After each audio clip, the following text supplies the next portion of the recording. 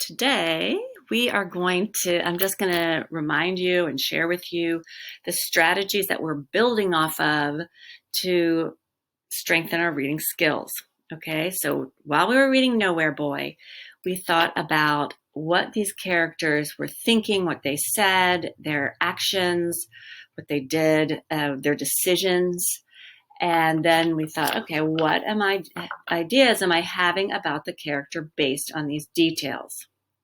So we look at all of these things to come up with some character traits that we can think about when we are really thinking deeply about character. And today we've talked about another way to think deeply about character. And we're talking about character perspective, right? When we really investigate a character's perspective, there are some questions we can ask ourselves. What do they really need or desire? What barriers or conflicts get in their way? And what experiences have shaped their perspective? We haven't really gotten here, and maybe not even so much here, but we learned a lot about what this character wants when we read the best title, How to Transform an Everyday Ordinary Hoop Court into a Place of Higher Learning and You at the Podium. So thinking about, we read this in class and we were thinking about what we noticed about this character. Okay, so we noticed that school comes easy to him, and that, he did really well on his paper, but while he was doing it, this seemed kind of important, that he was still daydreaming about basketball. And now we kind of get an idea why. So, and the other thing that one of you brought up is it's interesting, kind of confusing at first, because he's saying for people like you when, he's talking to himself. So that's an interesting perspective in itself, right? And so for people like you, ball is more than just ball. It's a way out, a path to those tree-lined lives they always show on TV. So this seems like something he really wants, kind of this tree-lined street and this life that somehow feels different or better than what he has. But this was the phrase that really stood out, right? It's a way out. So when we are reading, small details and specific phrases illuminate, which means, show you a character's perspective. So it might not be an entire page, and the author will not say, you know what, this is what this character really wants. You have to really be attentive to what the character's saying and thinking and all those little subtle details. Those little teeny moments. So I was just going to share a quick example from this book I'm reading, The Ember Blade. And we have two characters, Aaron and Cade. And Cade is of a lower class, and he just always feels lesser than Aaron. So Aaron, I'm kind of mid of the book, is sick. And so he can't help out in this kind of adventure quest that they're on. So Cade is trying to get some information, and he says, Cade peeped round the corner just in time to see Garrick and Keel disappear through a doorway on the left side of the room. He looked over his shoulder, but there was no sign of Osmond. Encouraged, he slipped away across to the doorway, nervous and determined in equal measure. It was important he brought something back for Aaron, some news that would prove his worth. I did this without you. So right there, the writer didn't say, you know what? Cade really wants to prove himself to Aaron. I had to think about that in the moment and go, wow, there are several moments like this again and again, and it must mean that Cade really wants to prove himself. So think about that while you are reading your book club books. That's a good question to ask yourself. What is it my character really wants for himself, from others? So keep your eyes peeled for those small details. I mean, this book I'm reading is like 800 pages, and that was one little sentence in the whole thing that I had to stop and think, wow, This is important. So that's the work we really looked at today, right? Like, what does your character want or desire? Which is building off of the work we've already done. Adding to your reading toolbox.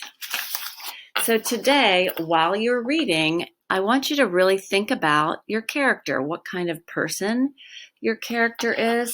And you're going to be doing a little bit of jotting about your character, what you notice, and thinking about, what kind of person is it? All right, so today we are going to, while you're reading, because when you're reading with a partner or group, someone you talk to about your reading, you read differently. Okay, and so when you find interesting things, you mark them in your book. This is your book, so I'm asking you to mark in your book. So later you can return to those parts and collect and connect your noticings and questions, and you'll have to say to your partner, let me talk to you about some of the things I found in this book. Okay, so this is the work you're going to do today. You are going to mark your book with character details. This is supposed to be an eyeball that you notice. And then you are going to collect those details in either your notebook or on your laptop. And I'm going to ask you to try one strategy today. Again, it can be in your book. We've tried a couple strategies. Let me pause for 1 second. Okay, so we've tried a couple strategies where some of you did this and some of you don't, and this didn't.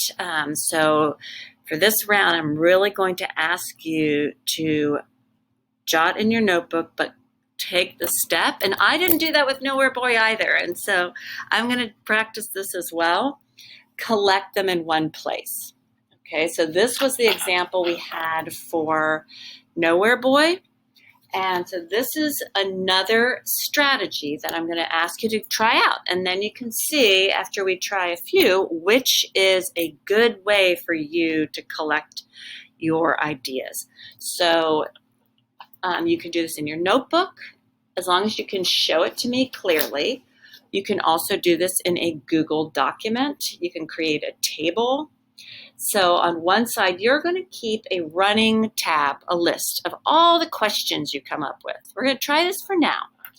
And on the other side, you are going to make a T-chart. On the left side, you are going to have details from the text. And I really like T-charts because it helps you keep a record of page numbers. You don't have to, search forever. And so on this side, the details from the text, and then this side is, what do those details say about the character? All right, so Peter's eyes are pecked out. Poor Peter. Such a good book, by the way. He escapes from the bay. He starves for 2 weeks and survives. So he is hopeful. He is really good at escaping. He is a survivor. He's skillful. So all of these things tell you something about the character. So I have a couple of examples. I have one more example I can show you where, again, it's the details from the book and what kind of traits they say, okay? So what these details say. So I could go back and say, wow, she's kind of anxious.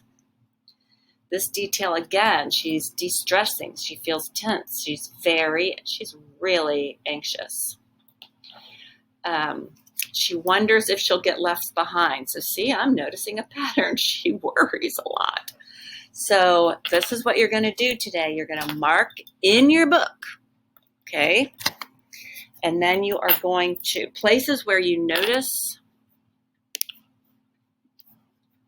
Hold on, I want to give you an example. Okay, I'm back. So you will find a places in your book. So I've got, my Iqbal, and I write a ton in my books, just so I can keep track of my thinking and notice patterns and again and again. Again, and I did, took notes in Nowhere Boy, but what I'm asking you today is to do that marking, and it can be simple. It doesn't have to be a lot of writing. It can be a check. It can be a star. It can be a C for character. However you want to mark your book, and then you're going to go back, and we're not reading very many pages today because this is an important strategy we are trying to practice. So then the next step is you're going to collect those details about your main character in a T-chart. And then you'll also collect your questions. So for your T-chart, you will have, just like I gave you an example of, I need to redo it. Details from the text, a list of questions, and don't come to me and say you didn't have questions. You need to have at least 3 questions that come to your mind. You are just starting a book, so have at least 3 questions, and these are details from the text and what they say, right? So at least 3 questions, and then you're going to do your T-chart, okay? And I can't wait to see what you notice tomorrow. All right, have a great day.